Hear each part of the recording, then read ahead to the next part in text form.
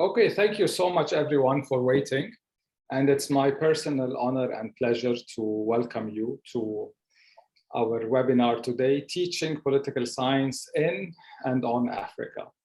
This webinar is organized by the Arab Political Science Network in collaboration with the African Association of Political Science. I just want to note that the webinar will be live streamed on Facebook, recorded, and will be uploaded on YouTube later. I want to introduce our panelists today. It's my great pleasure to do so. Dr. Zainab El-Bernousi is Professor of International Politics at Sciences Po Rabat of the International University of Rabat. She holds a PhD in Political and Social Sciences from the Catholic University of Louvain. She is part of the Executive Committee of the Global South Caucus of the International Studies Association. She is author, most recently, of the article Post-Colonial Politics of Dignity, which won the 2015 Arab Prize of the Arab Center for Research and Policy Studies, and her book by Cambridge University Press, Dignity in the Egyptian Revolution. Dr. Rania Hussein Khafaga is our second participant. She is lecturer in African politics at Cairo University, the Faculty of Postgraduate African Studies. She holds a PhD in African Studies from the University of Edinburgh. Her research interests include peace and conflict in Africa, peace processes and post-conflict politics in Africa, and her latest publications have focused on constitutional building in Libya and self-help militias in the Sahel region. She is a member of the editorial board of the African Journal on Terrorism. Last but certainly not least, Dr. Christopher Iseke. He is Professor of African Politics and International Relations at the Department of Political Sciences, the University of Pretoria, South Africa. A prolific writer, Professor Iseke is the current president of the African Association of Political Science. He is also the editor-in-chief, most recently, of Africa's foremost political science journal, Politicon, South African Journal of Political Studies. His research is mainly from an Africanist lens, and he teaches international relations theory, strategic and security studies, and security theory at the University of Pretoria. Again, it is my personal pleasure to host this webinar today. We had held a webinar earlier with the APSN discussing teaching international relations from the Arab world and in the Arab world. And we came up in that event with very interesting insights about how traveling theory is dealt with in our part of the world. And hopefully, and I'm sure today, we will have as interesting, if not more interesting, insights. I want to turn first to Dr. El-Bernousi and ask you to explore with us some of the pedagogical challenges facing teaching politics and political science in Africa. Are there peculiar themes that dominate teaching political science in Africa? What has your experience taught you so far? Dr. El-Bernousi. Thank you, Dr. Sallouh, for the question. And before I start, I just want to quickly thank our organizers, Ahmed Morsi, Wael Khatib, Hala Abi Saleh, and I'm so happy to be here in a conversation with Professor Christopher Iseke and Professor Rania Khafaga. I must also congratulate the APSN on their efforts in furthering intra-continental and intercontinental debates on political science, pedagogy, and research. Also, they have this wonderful syllabus database that I urge everyone to check out and that I myself find very useful. So thank you for giving us such resources, particularly as I want to talk about pedagogy. So how do scholars of political science in Africa teach the discipline? And to answer, I will speak about Morocco. So I need to say that as an example, because it's where I am. And first, I want to try and define what is teaching political science in Africa and how it's done. So again, from this standpoint. Second, I want to discuss the language hurdle that I think needs more attention when thinking about the globalization of education, higher education, and academia more generally. So on defining what is teaching political science in Africa. So political science in Africa is for the most part, in my experience, taught by borrowing models, borrowing texts, and borrowing epistemologies, meaning that there is a stark disconnect between what we are teaching and our reality. In Morocco, few programs provide specialization in African political science. So rather, it's generally political science or political study, and we happen to be in Africa, right? So i.e. teaching political science in Africa rather than on Africa. And actually there is that lack of African specialization. Most of the higher education system here is borrowing from the French model, meaning, for instance, in my case, we have the licence, right? So this is our bachelor's degree. And we have the LMD system, or LMD, so licence, master, doctorat, or bachelor's, master's, and a PhD. Political science courses are also offered at the Faculty of Social Sciences, Economics, and Law. So they are all together, where actually law is the most important discipline by the number of students. So most of the students are law students, and also by the specialization of professors. There you can have a specialization in law. So this is what most do, either private law or public law. You can do economics, or you can do political studies, so politics and international relations that are most of the time lumped together. And here you see that this means less focus on humanities and arts in political study, which, for instance, is different from what you have in liberal arts colleges. So our students don't have much courses in humanities and arts when they opt for political science or political study, which I think is a bit of a shame. Private universities, so I was talking mostly about here the public system, private universities, and I work in one, adopt this same format, so they have to, as our programs need to match the Ministry of Education template for higher education programs in order to get accreditation. So that's how we generally do. But since higher education still has human instructors, and I hope this will keep on being this way and that we won't be replaced by robots, there is leeway for professors in terms of how they teach, and most importantly, how they connect with their class. And here I mean students. And that's key to how political science is actually taught at the end of the day. So I've been speaking about Morocco, and now I'm going to speak about my case in my classes of international relation and international political economy as part of our political science program. I rely on critical texts such as Ronan Palin, Samir Amin, Arlene Tickner, Vijay Prashad, and that is a bit unconventional, but also very eye-opening for my students because such texts allow them to think more about their location in the global south, as opposed to more mainstream Western-centric texts, which is a bit more the mainstream. So here, Professor Salloukh has actually a fantastic piece with a number of authors, including Karim Makdisi, Walid Hasboun, Saeed Sadiqi, May Darwish, and others on the politics of teaching IR in the Arab region that I really like, and that to me represents an excellent discussion of this incoherence between our modalities of teaching and our realities also in the African continent as part of the larger global south. Now, language-wise, our higher education here in Morocco, both the private and the public system, is completely dominated by French, despite French not being an official language of Morocco. And that is then a pure colonial legacy that we share with many other African countries. And what this means actually is a structural constraint in accessing higher education for locals. Primary and secondary education was actually, if you wish, decolonized since it was Arabized, so actually they start by learning in Arabic, but then it stopped there, and the transformation wasn't carried through to university.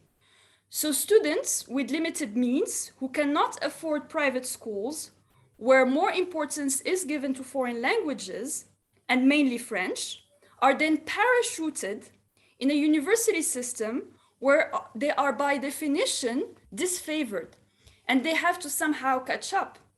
So actually, if you take someone from France or from the French system, they are favored here, which is problematic and unfair.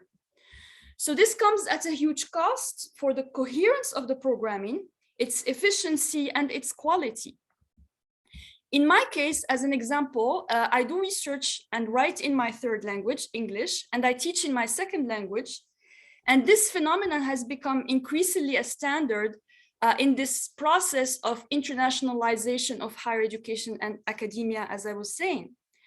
There are both advantages and disadvantages of navigating different languages and sometimes even dealing with different approaches to making sense of things. And that needs to be said. So not just cons, right? But for me, what stands out is the disadvantage of spending a lot of energy doing that. And I think we also constantly need to address different audiences, right? So the Arabophone, the Anglophone, the Francophone, which depletes resources and also limits how much one can do in terms of theorization and epistemological definition. So teaching research in the periphery, as it is in our continent, in the African continent, is an experience because of this of precarity and margins, and many things that should be basic or appear basic as communication cannot be taken for granted here. So that is a big highlight for me, and I will stop here. Thank you so much. I mean, talking about precarity and margins, one always remembers Edward Said and his position that often is also an invitation for creativity and critical consciousness. I want to ask you, since you raised the issue of language, and you know, here in my home institution, in the Doha Institute, we believe that creating knowledge in Arabic is also important. So given that, as you said, you teach in French, publish in English, what is the connection between Morocco and say the rest of the Arab world, for example, in terms of knowledge production in Arabic? There is a connection, of course, because there is also the possibility for academics, for scholars to write in Arabic, right? So to communicate, right, with the wider region. But it also comes with that constraint of not being maybe their dominant language, right? So because it's more secondary. So when I was talking about the university having the language in French as the dominating language of instruction, it doesn't mean that it's the only one, right? It's just the more hegemonic one, or the more dominant one. So for instance, in law, that's where we have actually the possibility for students to study at the university in Arabic. And then it means that you have also this divide, right, in law between the Arab speakers, or those who work in Arabic, and those who work in French. So to me, I mean, there is then that maybe opportunity for one, right, to then have those bridges, right? So as you said, being maybe at the margin and being in precarity also gives a chance to innovate. But I think it also comes at a cost of depleting one's energy. So I think, for instance, in the case of Morocco, it creates these parallel almost universes, right, of this knowledge production that can be confusing. Yeah, fantastic. Does anyone have a quick comment on this theme before I move to Dr. Khafaga? I think I really want to add something really quick, but first of all, I would like to thank the Arab Political Science Network and the African Political Science Association for hosting this webinar. My knowledge is that it is the first one for this year. So I wish it's the beginning of a series of very successful webinars to come. It's also a pleasure to be with fantastic panelists. So thank you for having me. Just for the pedagogy part of our discussion here. And I think also from my own experience at Cairo University, it's still very lecture-based way of teaching political science and African politics. We don't really incorporate different sources, ways of discussing issues. So at the end of the day, I think the lecture will be more of like the owner, the creator, and the interpreter of whatever is presented to the students. And I think it creates some kind of like power relation in the classroom that is different from my experience also studying in the West, in the UK. The dynamics is a little bit different. So this is just a small input into the teaching methods part that Zainab has spoken about. Thank you so much. Well, since we're talking about methods and knowledge production, I wanted to turn to you, Dr. Khafaga, to discuss what are some of the methodological challenges facing research in political science from an African perspective or in Africa, and get your impression on, what are some of the dominant trends in research and dominant methodological approaches. When the topic of the webinar came across, I thought like, yeah, that's easy. We've been doing African studies for a long time, and it would be very easy for me to, like chip in and talk about teaching and researching Africa. But then when I stood down, I realized that no, actually, it needs a lot of, reflection and critique to what we've been doing and how things are done. In terms of research, I think there is two or maybe three aspects here. The first one is actually, what do we research? And the second aspect would be, how do we do research? And then the third aspect that came to me when Zainab was talking is about the language barrier, because as much as it is here and present in the teaching arena, it's also very pronounced in the research arena. So what do we research? I think this would, push us to think about who puts the research agendas when we're talking about African studies in particular. It is a little bit different here, and again, I realize that every one of us will be talking about their own experience. It's very hard to generalize here. So as opposed to Zainab, when she said like, the study is in Africa rather than on Africa, where we do it in Egypt, where I come from, my background is that we do research on Africa, in Africa. Faculty of African Research and Studies is like a multidisciplinary institution dedicated basically on African studies in 6 different departments. Politics is one of them, along with languages, geography, natural resources, history and geography, I said, anthropology.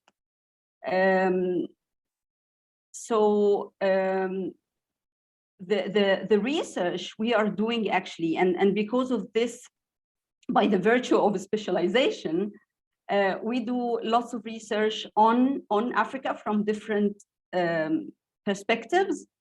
But again, when we are doing research, we are caught between a rock and hard place.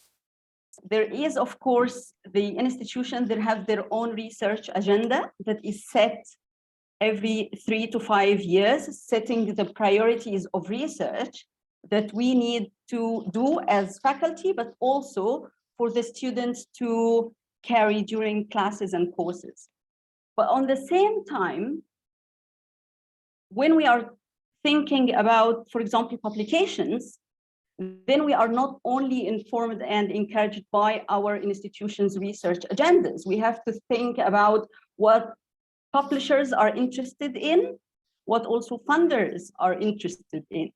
Sometimes this can go in sync, sometimes or most of the time, not necessarily what we want to research is what we can get fund for or what we can actually get approval to research. So I think this is a big dilemma that we face, I think in Egypt from my own experience, but I'm sure that other researchers in Africa, in the global South will face as well. So this is the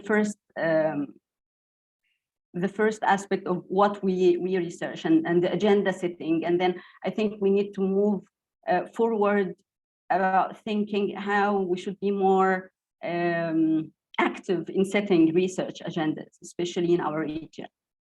The other aspect would be the how do we do it?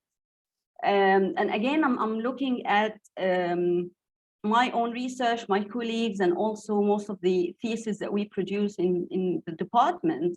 And I found out that qualitative research is predominant in the way that we are doing research. I've been thinking about why the case might be in this way, especially that quantitative research is gaining prominence elsewhere and other universities, places, and settings. And I think this could be also attributed to two reasons, or maybe, like my colleagues will add more to this. The first one is the kind of training that we have.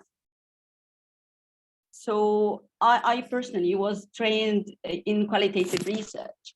And because my knowledge in quantitative research is very limited, we only highlight it in classes, saying that these are, some other ways of doing research, but I don't own the knowledge and I cannot transfer it as well.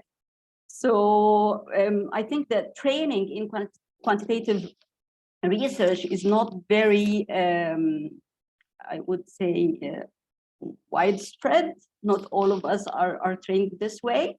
I've been seeing some new trends. I think also the Arab Political Science Network, they have a call for application now for a summer school in quantitative analysis, which is, like when I see such things, I speak to my students and say, these are opportunities, grab it and go ahead, learn something else if we cannot afford, offer it ourselves for you.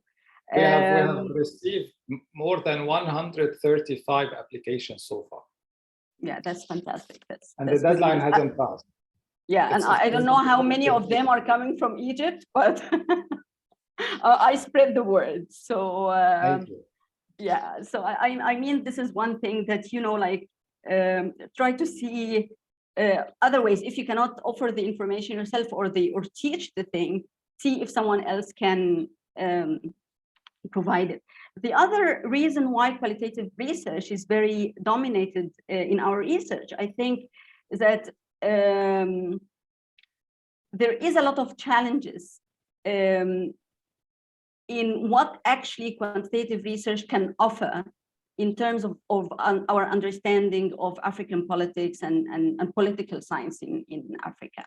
I think the conception or the assumptions here is that qualitative research is more, I don't know if the word is like solid is correct, but it provides us with more solid results as far as political research is concerned.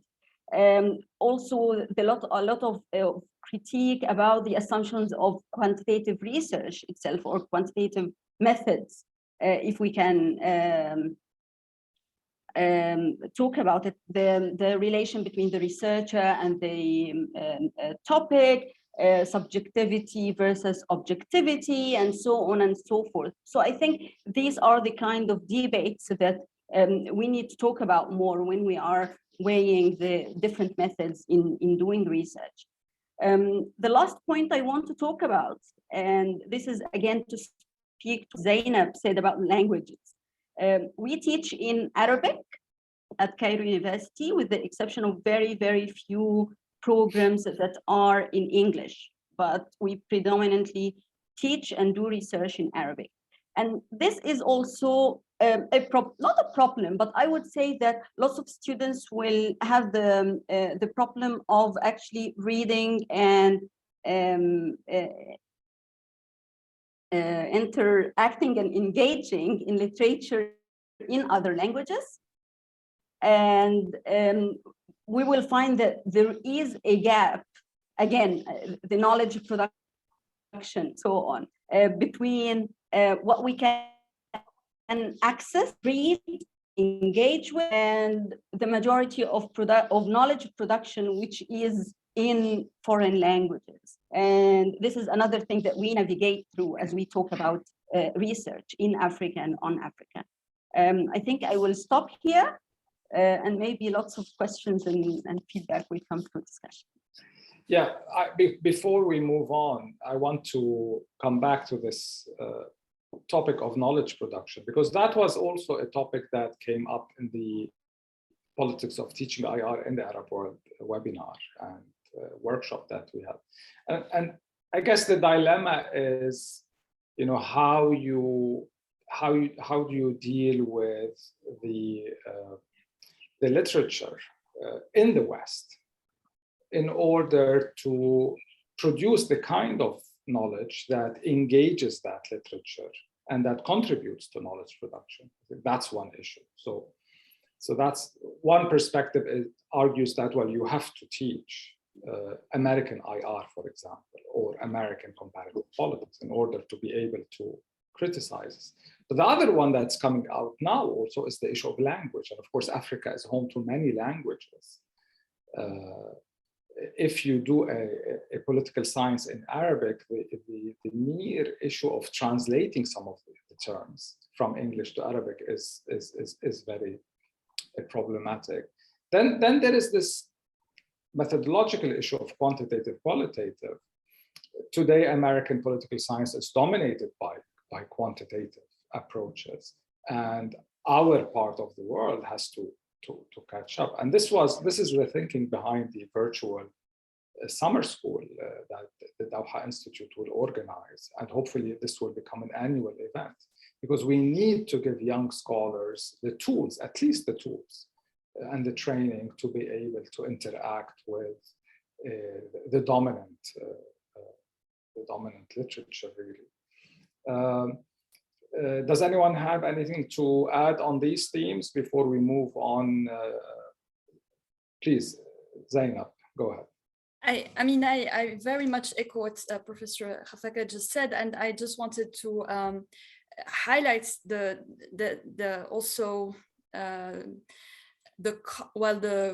reason of the lack of resources, right? So particularly because there is this greater bias towards qualitative methodologies, right? So I think it's this lack of resources, but that is also connected to not enough practice. So for example, I actually teach research methods, and I was trained in research methods in the US, thanks to the Fulbright program, where I had the access to expensive software for statistics, library resources. So that there was also a question, and thank you to our audience for their questions. So actually, sometimes even for me, assigning readings, I cannot assign readings because I know that my students cannot access them, or it's going to be very expensive, right? So these little things, I think really, really matter. And you have, so we have, for instance, programs such as a master's in econometrics in which students have never heard of Stata, right? So this is a really, really sort of major program for statistics. And then there is this difficulty of doing field work. So not only for faculty, but also for students, going to conferences, doing study abroad programs. We have many students who don't get their visas. I didn't get a visa to go to a conference in France when I had the sponsorship of the French university there. So yes, those I think also add up. Fantastic, thank you, Zainab. I just want to remind our audience, please, the questions should go into the question and answer part, and our guest will try to take as many of these. If you want to chat, you can chat on the side. And now I want to turn to Dr. Iseke. And we've been talking for half an hour now about the pedagogical and methodological challenges of teaching African political science, teaching politics in Africa. I want you now to go to the heart of the matter and explain to our audience, please, Dr. Iseke, what do we mean when we talk about the need to decolonize African political science? What are really the stakes involved? Well, thank you, Basel, and greetings to my fellow panelists, Zainab and Rania, and to our viewers and those listening.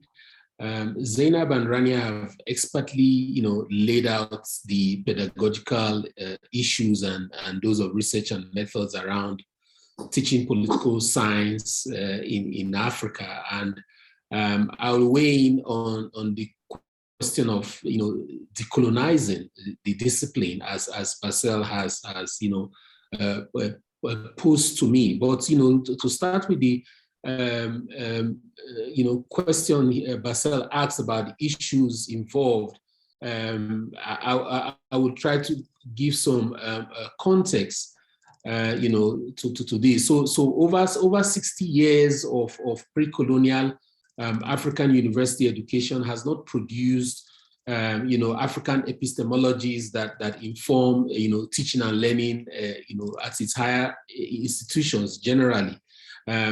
So for example, the curriculum in post-colonial African university education is still reflective of the legacy of colonial education, which was hegemonic and disruptive to African cultural practices, indigenous epistemologies, and ways of doing. So ways of knowing and ways of doing. And we have seen this come out in the presentations that Zainab and Rania have given. And, even in the comment section, I was looking at the comments made by some of our colleagues and students here who complain about, the absence of consent that relates to Egypt or Morocco or wherever they may be, and this explains why Africa remains locked, outside the core of world affairs, given the relationship between knowledge creation and power, right? And language also becomes an issue here.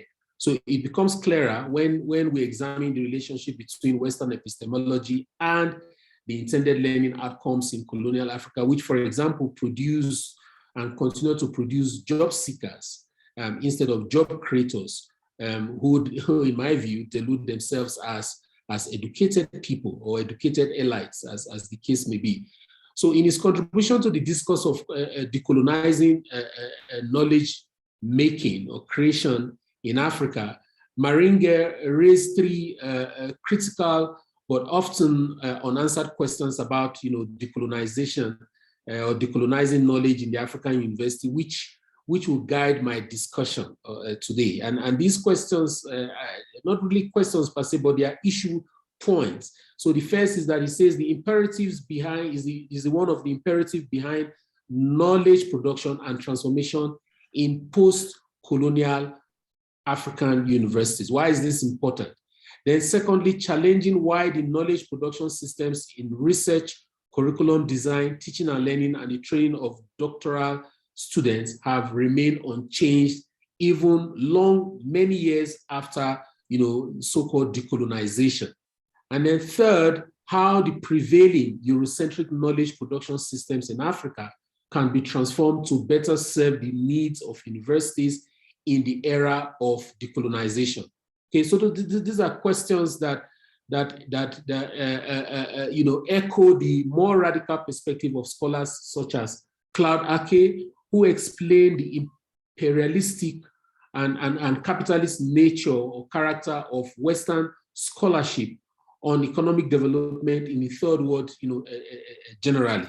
In his book, Social Sciences as Imperialism, a Theory of Political Development, Ake in 1982 argued that Western social sciences and scholarship in developing countries in Africa it was focused on amounts to imperialism in the sense that it forces on the developing countries, capitalist values, capitalist institutions, and the capitalist development that shape the learning outcomes in social science towards addressing questions of how to make the developing countries more like the West, and more importantly, it propagates, according to Ake, a mystification and modes of thought and action which inevitably serves the interests of capitalism and imperialism. So now Ake went on, a step further by pointing out the seeming imperialistic nature of social science in Africa in what he calls capitalist bias in Western social science. Okay, so Western epistemology and social sciences, as he argues, promotes capitalist values and ideologies through the socialization process, and that a social scientist who grows up in a capitalist society is likely to be indoctrinated with values that are supportive of the capitalist mode of production. So the mode of knowledge production and the mode of production become in sync. Now these values, he notes, has the propensity to influence the paradigms that a scholar uses, the concepts that a lecturer, a scholar employs in teaching in the classroom, and the way that he or she formulates his or her research, a problem. So therefore, by treating a Western society as being the highest form of civilization in the evolutionary process of development, Western social science tends to become conservative by deliberately ensuring the maintenance of the existing social order, in other words, the status quo as it is. And this is reflected in concrete terms in the nature of research that we undertake in Africa, also in the values that political sciences seek to maximize, in the concepts that are being taught, and in the unit of analysis that we employ when we do our research and when we analyze the findings of those research. So this is the context of knowledge creation in political science in most African universities today. And it is reflected also, it came out in research that I've done on the course content of selected universities in Nigeria, in South Africa, in Angola, in Mozambique, which found these three things. One, the political science that is taught in these universities is not relevant to the political realities of these states, their peoples, and the continent in general. And Zainab also confirmed this in her own country location in Morocco. And like I said before, I've seen commentaries on this particular finding that I found in Nigeria, South Africa, Angola, and Mozambique. Secondly, the epistemological standpoint and worldview from which political science in Africa is taught is Western-centric and driven by the teleologic thought of the European society as the ideal model and measure of a developed society. So this is the epistemological standpoint from which we have been teaching political science in Africa. And then the last point, and these 2 points led me to the conclusion that the exogenous nature of epistemology in African universities explain why our curricula are ineffective in explaining and resolving local African challenges. In the case of political science, the courses that are offered are not designed to address the fundamental causes of political instabilities of many African states, and therefore making it impossible, at best difficult, to address the national question issues around equal citizenship and their implications for nation building, so for example. So let me give some practical thoughts on how we can help to decolonize. And this is not exhaustive. I'm not being deterministic, but just I'm offering based on the research that I've done. But the caveat, a caveat for me would be to, first of all, understand what we mean by decolonization. Okay, for me, it should, I would rather say what it should be. Okay, so decolonization should be beyond merely changing or Africanizing content. It needs to be more about making such content relevant to the political needs of Africa. So I know that we've talked about content, and I've mentioned it, that the content of the courses that I looked at in all these 4 universities that I studied were not, I mean, the universities in these 4 countries were not reflective of the realities. But I am saying that when we talk about decolonizing the political science curricula, we must move beyond content to thinking about how to make such content relevant to our political needs and realities in Africa. So that for me would be what I call decolonization, right? Now, several attempts have been made to examine the relationship between knowledge creation, its relevance to development, and impact on African scholarship. So people like Lawrence Oba, for instance, have argued for a pan-African approach to knowledge production if Africa is to be, liberated from the shackles of the global metrics of power as manifested in the perverse forms of knowledge production, economic theory and practice, and the political system. A Congolese professor in the United States, Takumbi Lumumba Kasongo, also has argued for higher education in Africa, especially the university system, to sustain its legitimacy and its curriculum, and to continue to promote its transformative mission within the existing world system. And for him, he said for that to happen, it's decolonization must be socially and economically relevant. It must be politically progressive, philosophically open, creative, and inclusive, as well as culturally unifying. So these are the conditions that Lumumba Kasongo has set out in what he thinks decolonization of the political science curricula should be about. And I tend to agree with this view because it resonates with the Afrocentric approach that was espoused by Molefi Asante, which seeks in every situation the appropriate centrality, of the African person in the curricula and classroom, and wherein everything else is viewed from the perspective of the African person. So what this means is that if people are actually the means and end of development, as we have been told by development experts and practitioners, then education at any level in Africa should be about the African people, as espoused by Asante. In the case of our discipline, it means that, as I've always done in forums on this subject, we must begin to ask the question of political science for who? The political science we teach, who is it for? Is it for Africans and Africa, or for Europe and the rest of the world? If it means for Africans and Africa, then the question of decolonizing and Africanizing political science must be, making knowledge relevant to the lived experience and realities of Africans and Africa as a whole. So let me quickly talk about 3 or 4 points in terms of practical steps. The how question.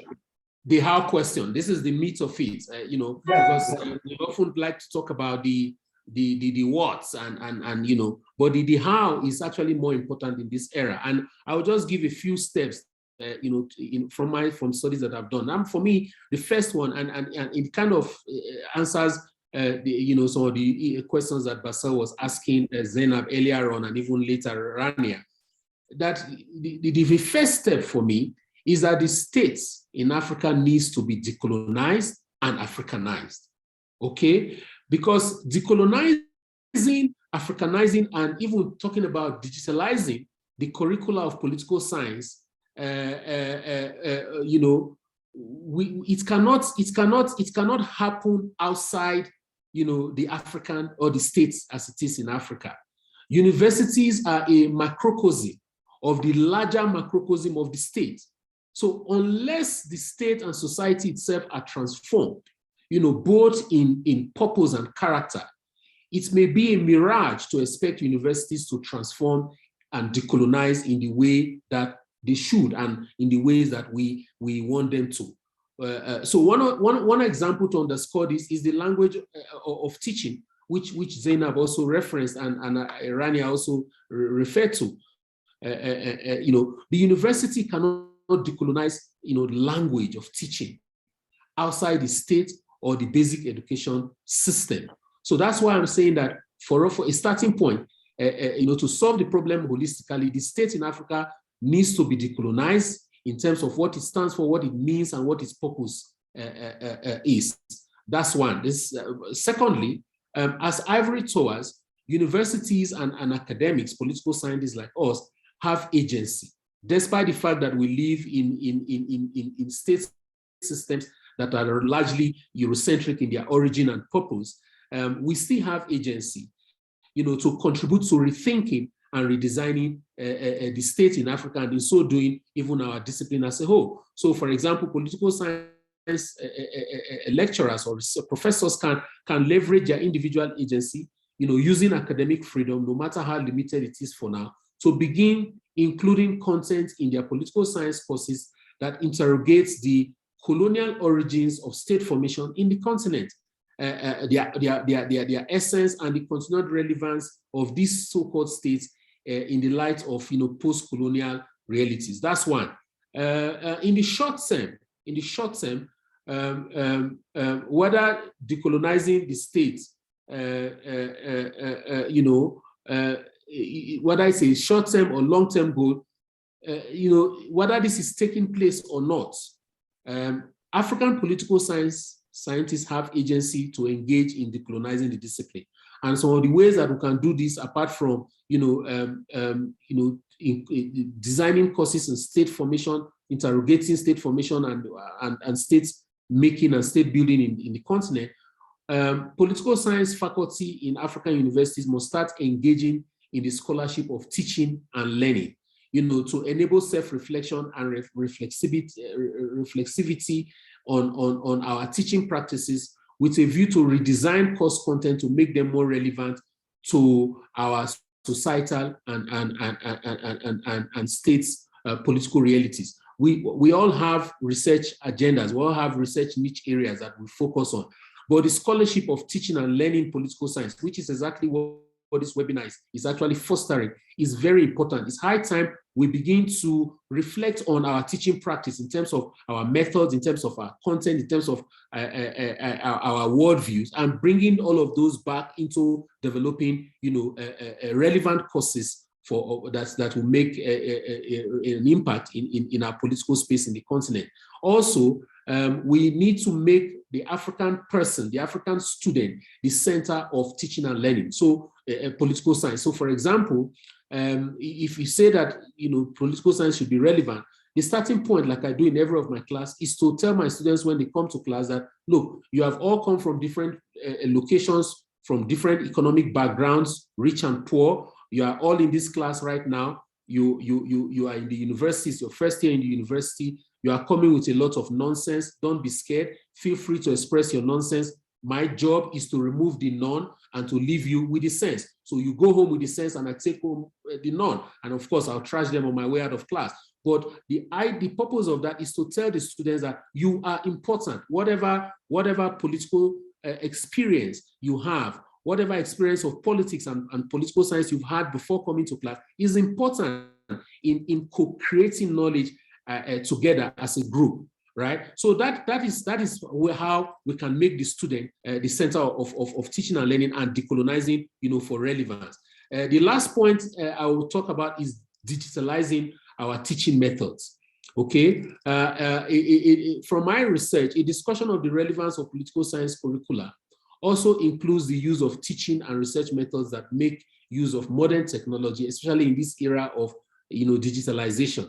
Our analysis of digital politics show that the mutually reinforcing impact of digitalization on the practice research and teaching of politics is still emerging, whether in Nigeria, in South Africa, in Mozambique, or in Angola.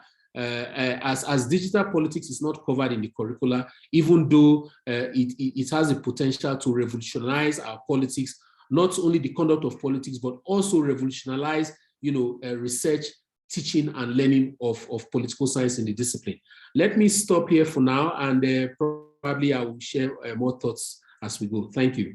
So much. Thank you, Dr. Iseke. I think what you covered, this kind of panoramic perspective, resonates with all of us. I want to bring in Dr. Khafaga to comment on some of the themes that were covered by Dr. Iseke.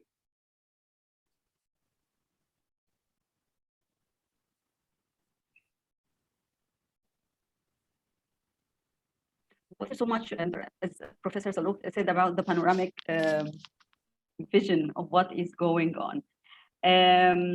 Actually, and this is more of like a question rather than a brand new contribution to what has been said about decolonizing.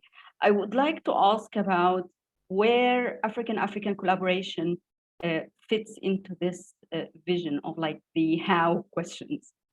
From your own experience, Christopher, and I know that you've been engaged in a curriculum developing in a number of political science departments in some African countries. To what extent do you think that this could probably help us in Africa decolonizing the discipline? Yeah, thank you, Rania. So for me, like I said before, a starting point is what we are doing now, trying to forge synergies amongst us as political scientists in the continent, to talk about, to reflect on our teaching practice, on our research and our discipline. So that's a good starting point. The second one, for me, to answer your question more directly, is the idea of using digitalization as the only way we can learn and interlink with one another. So the idea of a global classroom is something that we are doing here at the University of Pretoria, where we have what we call a global classroom. So there will be students from your university in Egypt, there will be students from Zainab's class, from Basel's class, from any of the classes, my class. We can all agree, if for instance, the African Political Science Association and the Arab Political Science Network, if we agree on ways we can develop certain courses that we think our students will benefit from, we can give that course a name, and then we can go into what we call a global classroom.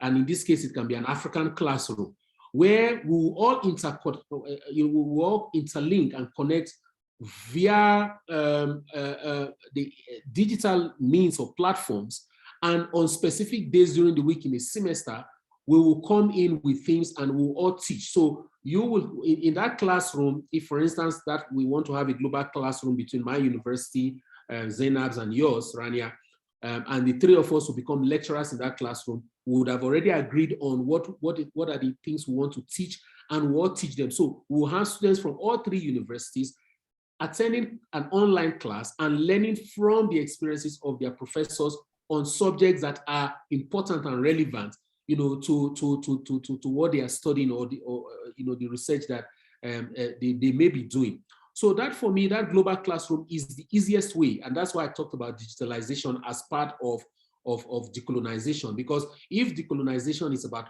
making our content relevant, then it means that we must interrogate our teaching practices. It means that we must go beyond the traditional and begin to embrace digitalization. And thank God for COVID-19, it has forced us to embrace, digital teaching, online teaching. And so I'm saying, let's go beyond online teaching within our universities and cooperate between our universities. And that, for me, is one way that we can begin to understand one another, because unless we understand each other, we do not learn anything about ourselves. Imagine what would happen when in such a global classroom, students from different parts of Africa, or students from what they consider to be the Arab world, discover that the problems are the same and the challenges are the same. And that would just demystify any kind of exceptionalism to their problems. Zainab, I want you to come back and address some of the questions that have been raised in the Q&A, particularly on contextualizing Western theories and the use of indigenous sources, if you may, please. I know we only have 5 minutes. We have so many questions, but we'll try to give them some time. All right.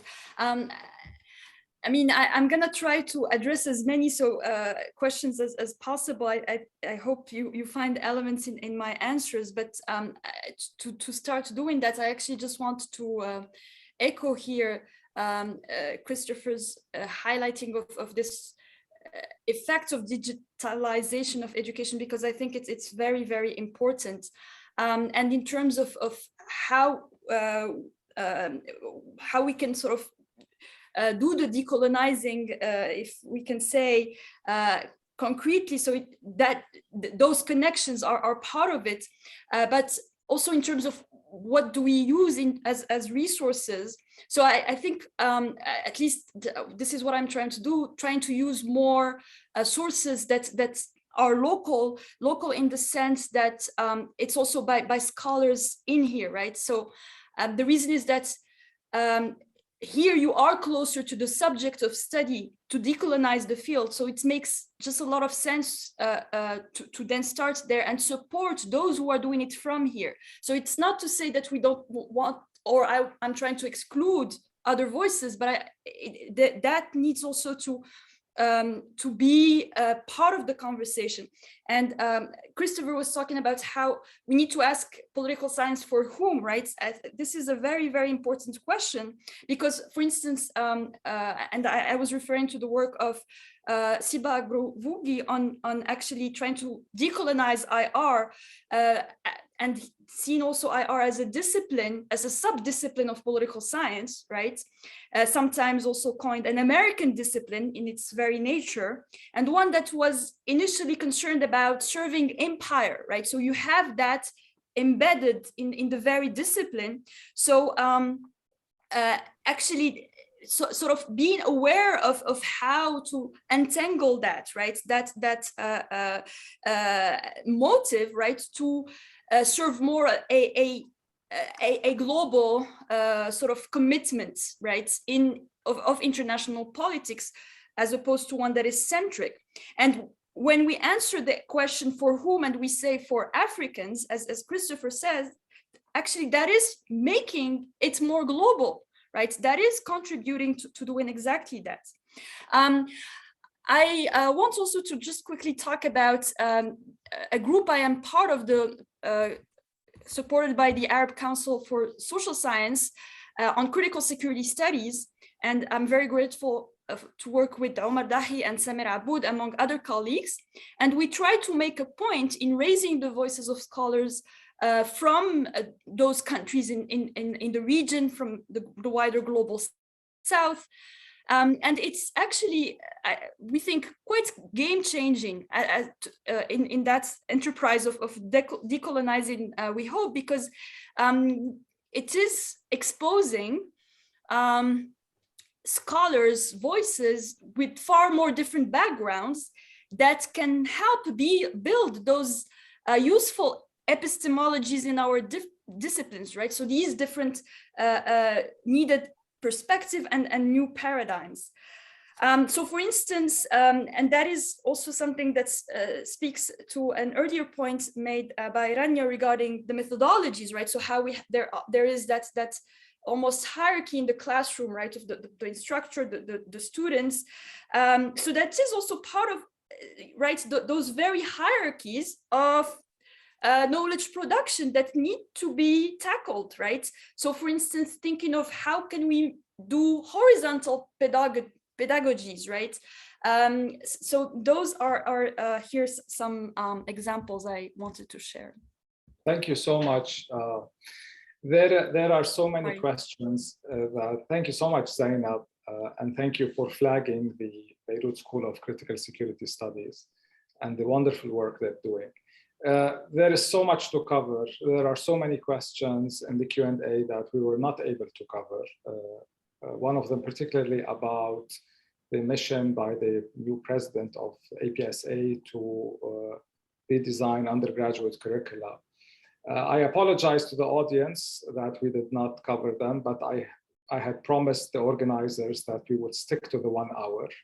And hopefully we will have future occasions to discuss in more detail these themes. Thank you everyone, Christopher, Rania, Zainab, the audience, APSN, and the African Political Science Association. Thank you so much.